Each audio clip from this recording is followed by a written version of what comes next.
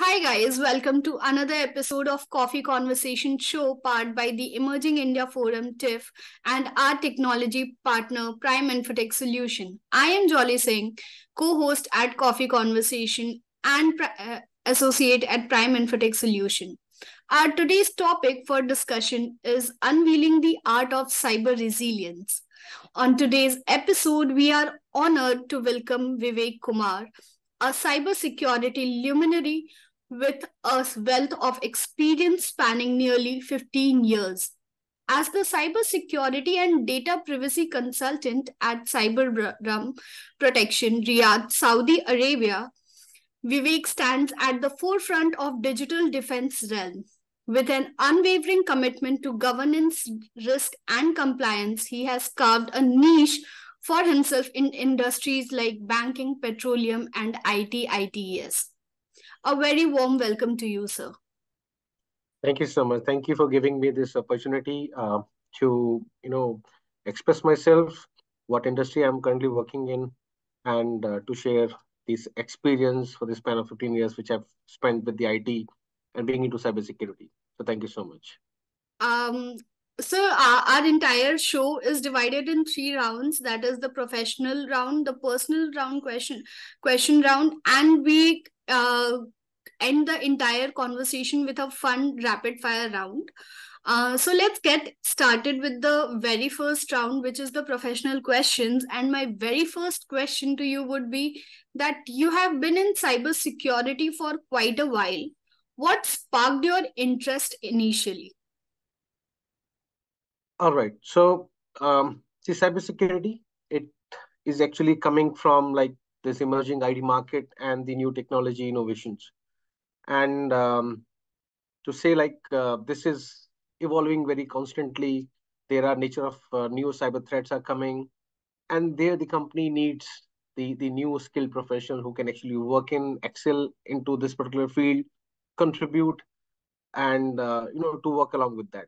So the company needs the dynamic individuals with a passion who should have a problem solving ability and who should know the technology.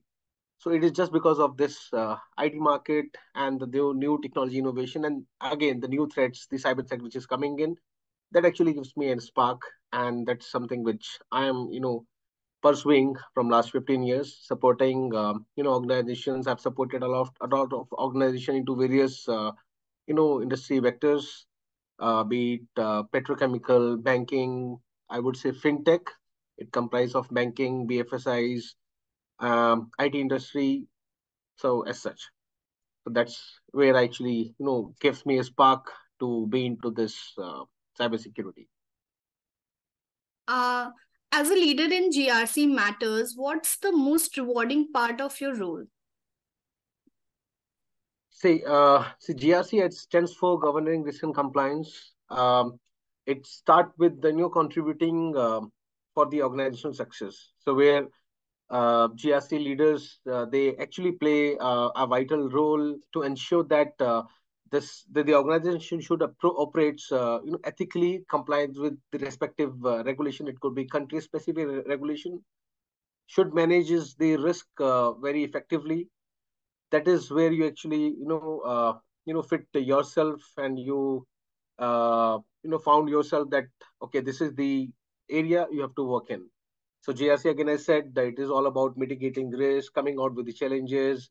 You know, you have to establish the culture of compliance being into GRC, and then at the end of the day, it is it's you have to achieve the regulatory compliance pertaining to the industry you are working in, the country you are working, and working in that particular industry.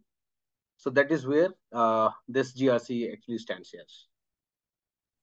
All right, sir. So, how do you stay updated on the latest in the cybersecurity and risk management? It is a ever developing dynamic topic for the present scenario. So, how do you stay updated?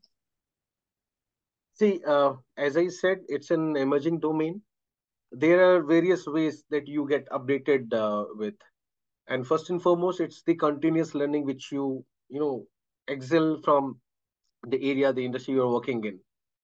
You may get into certain conferences. There are events around cybersecurity or risk management as such.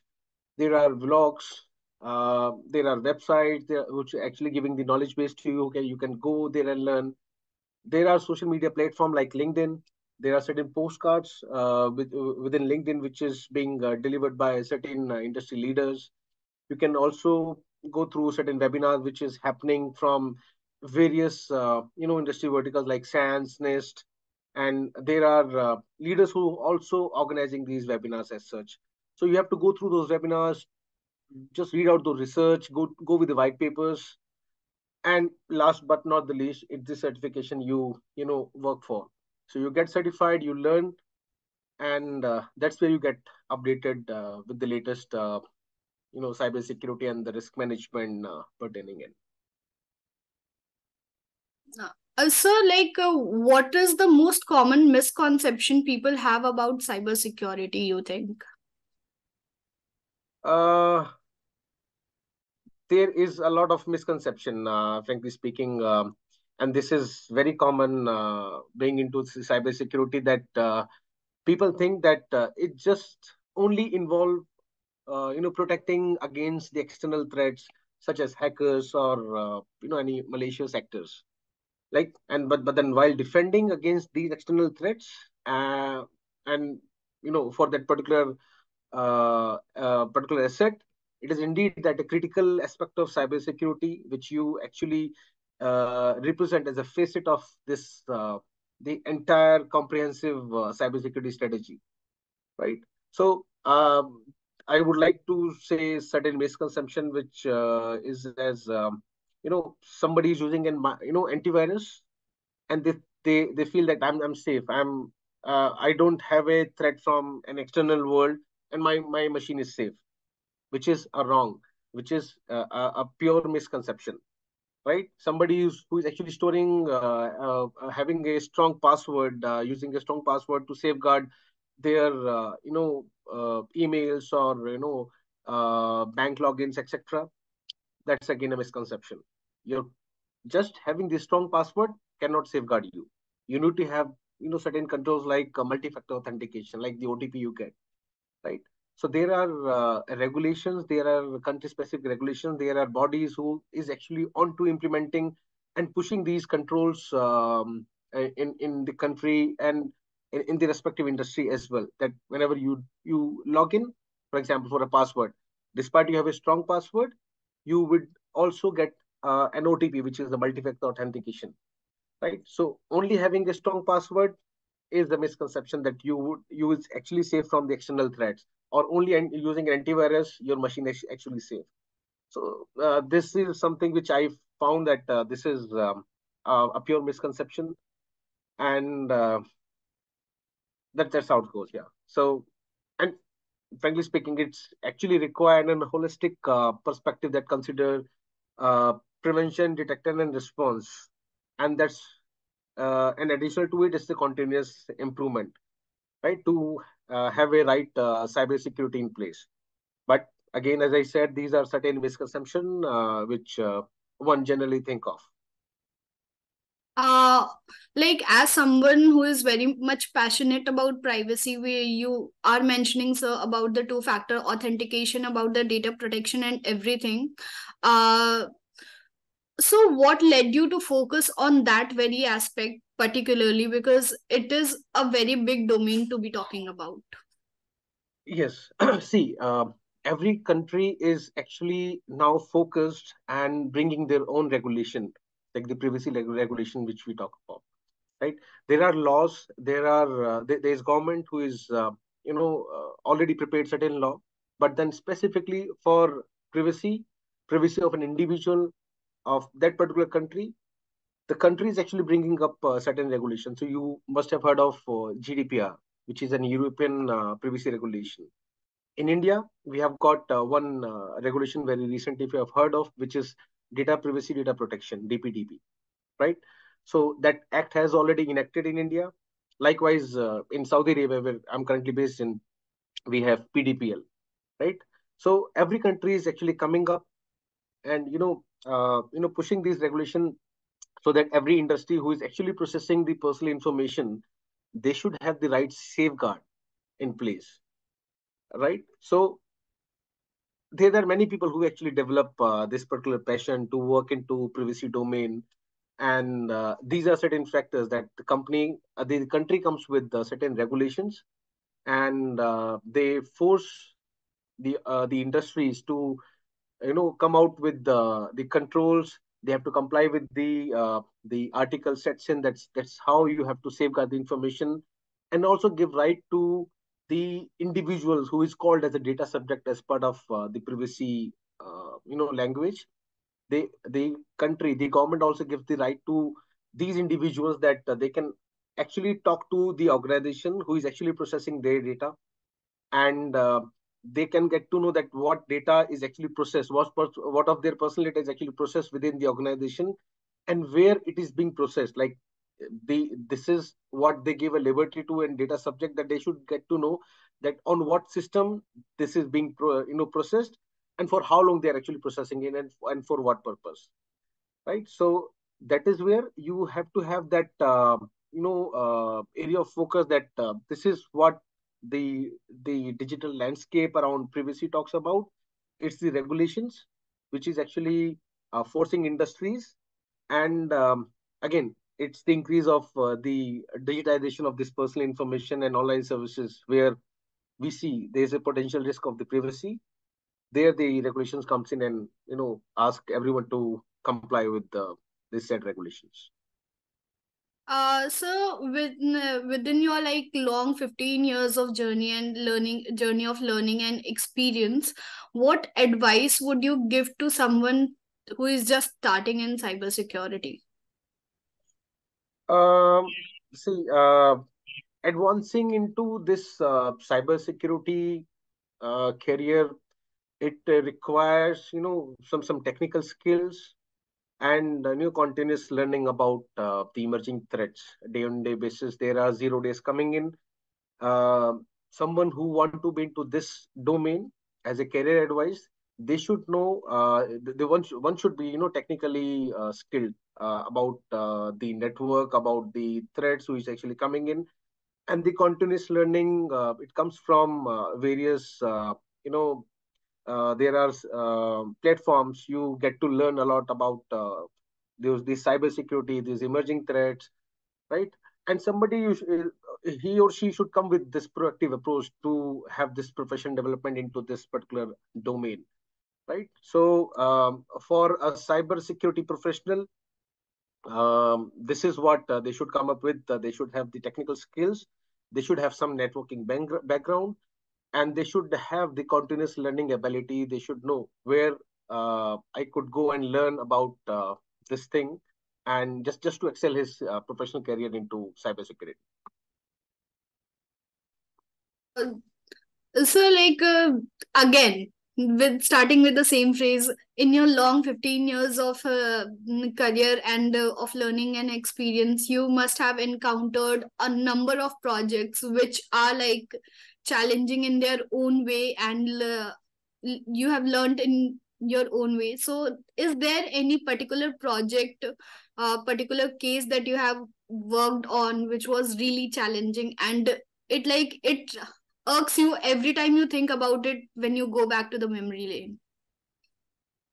Uh, See, most of the time I've actually been into consulting, like cybersecurity consulting or information security consulting, and uh, I found to be very blessed that I got a chance to work with big clients as on date, and I look forward to have those as well.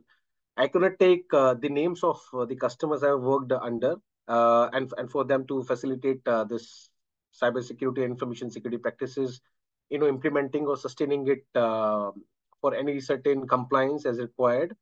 But I remember the very first engagement I was put under when I just get into this domain, cybersecurity, information security. It was 27001 implementation project, and it was a petrochemical industry based in India.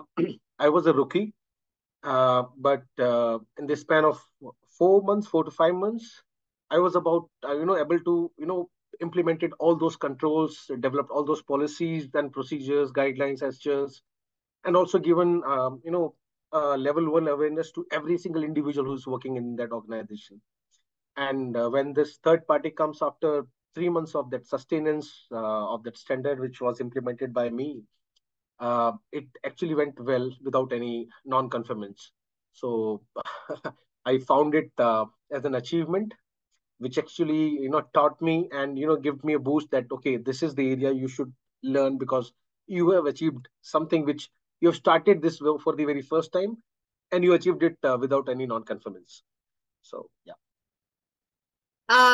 Also, like, any tips for the managing team and project requiring skills? See, it is very simple. It is just start with setting goals for your teams, for your peers who is working under you. You should have the right and clear communication with them, right? And you should always recognize them for any achievement they get. Like they just done with one project, done any sustenance or any implementation, there should be an achievement for them. And always fostering the this positive work environment. Uh, they I also believe that they you should need the team building activities. It's just not like that I being the leader, I should be running the show.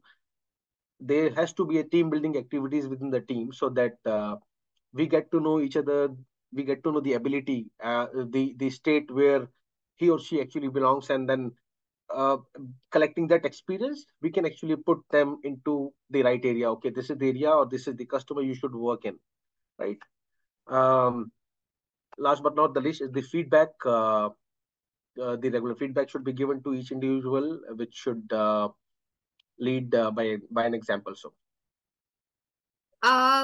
So last question for the professional question rounds, that if you weren't in cybersecurity, what alternative career could you see yourself in? uh, okay, so I would have been into cricket, professional cricket, to be very frank. So it's something which I'm pursuing from last 15 years. So I'm still playing cricket. I found an association contact here, Riyadh, the Cricket Association here. And before coming here with you guys, I actually done with one of the match which I played today. So if not into this, you know, uh, this domain or this industry like cybersecurity, I would have been a cricketer, definitely. Great, sir. That is it for the professional questions round.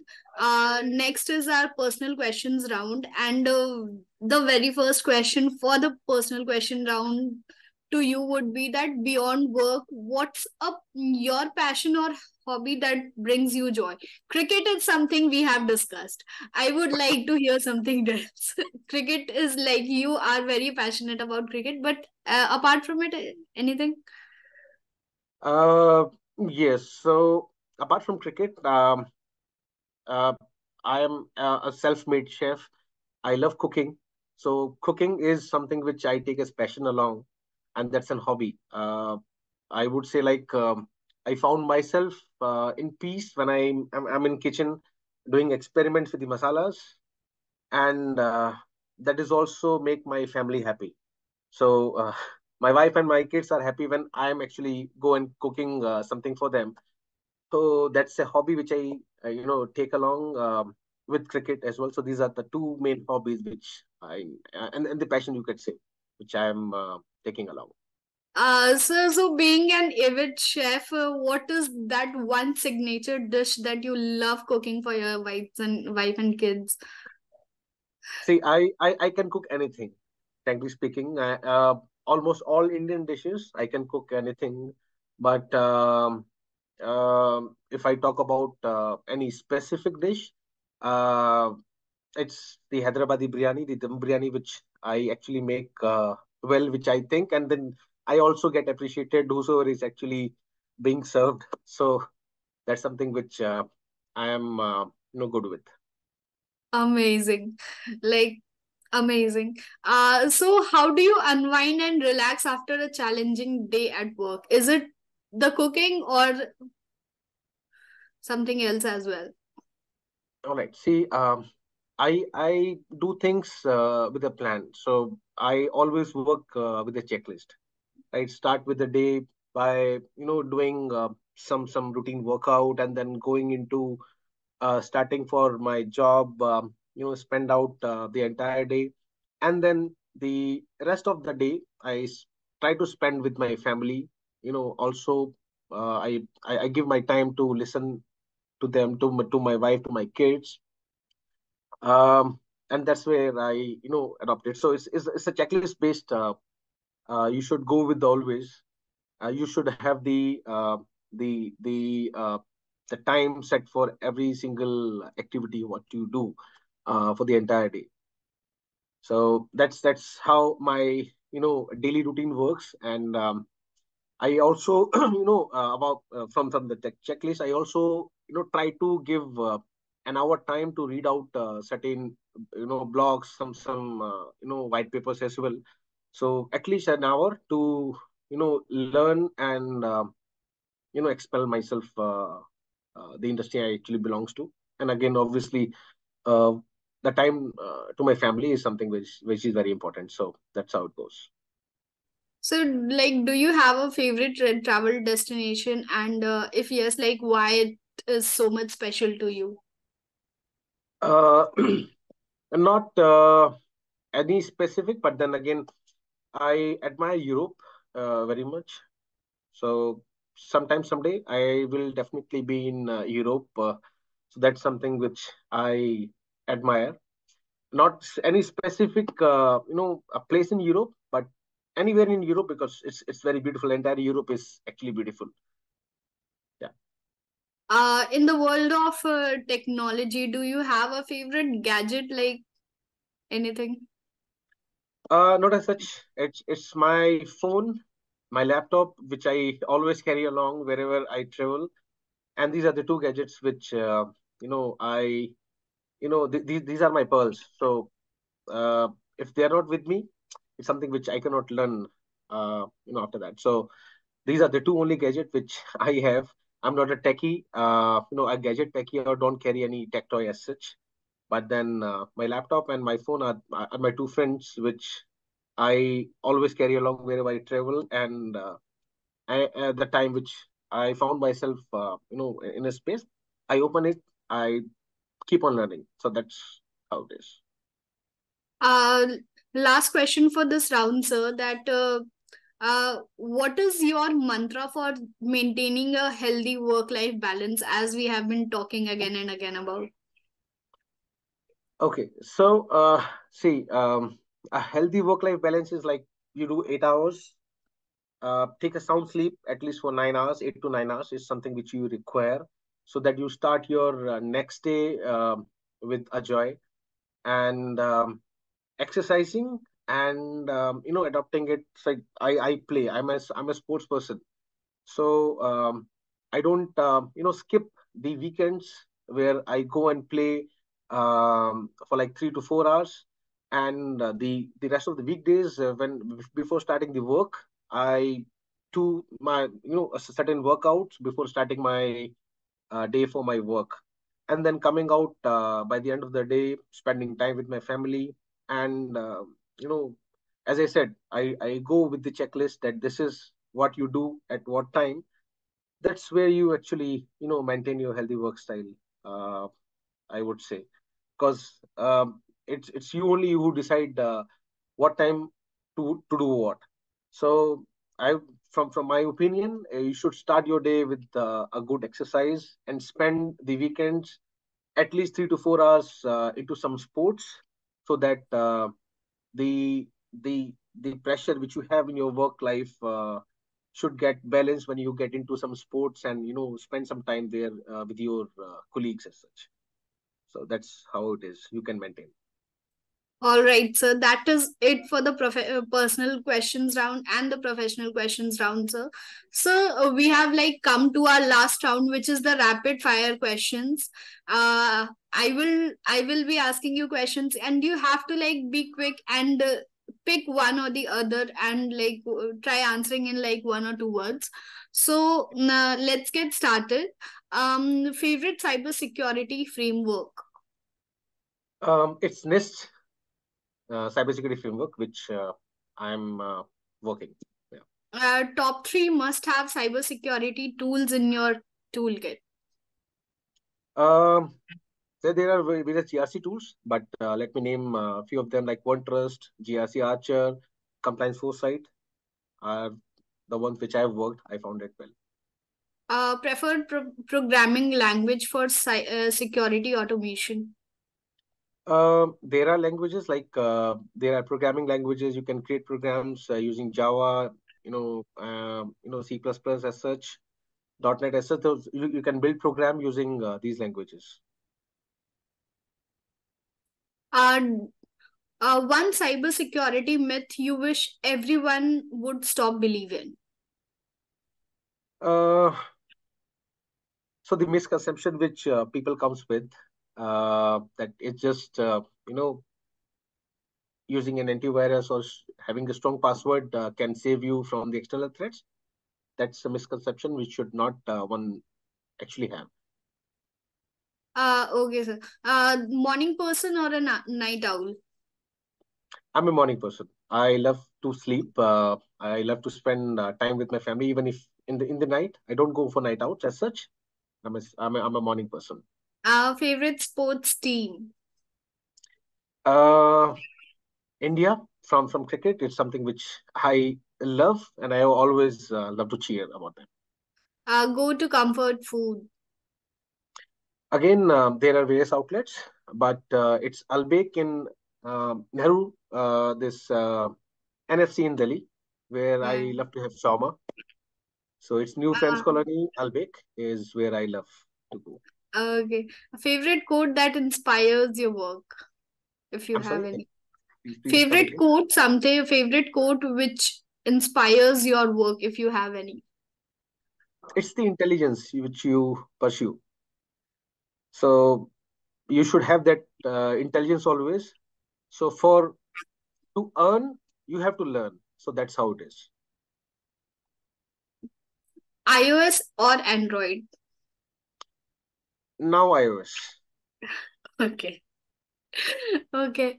So that is it, sir. Thank you so much for giving out your valuable time, and I'm very sure that our audience has been very much incited with this knowledgeable and insightful conversation that we have had today. This has been an absolute wonderful experience, and I hope you enjoyed this as much as we enjoyed having you on the show. I again thank Yeah, you for definitely. taking your time out of your busy schedule to have this session with us. Only we know that how we have managed to like carry on this conversation. So thank you so much, sir. Thank you. Uh, Thank you so much. Thank you so much. and for our audience, please stay tuned to watch this and many other interesting conversation episodes on YouTube, the Coffee Conversation Show. And please subscribe to the channel, like our video, and comment your suggestions. What should we do next? If you have any suggestions, you're most welcome. We look forward to yet another interesting conversation with yet another guest speaker. Thank you all. Thank you so much, sir. Thank you. Thank you, everyone.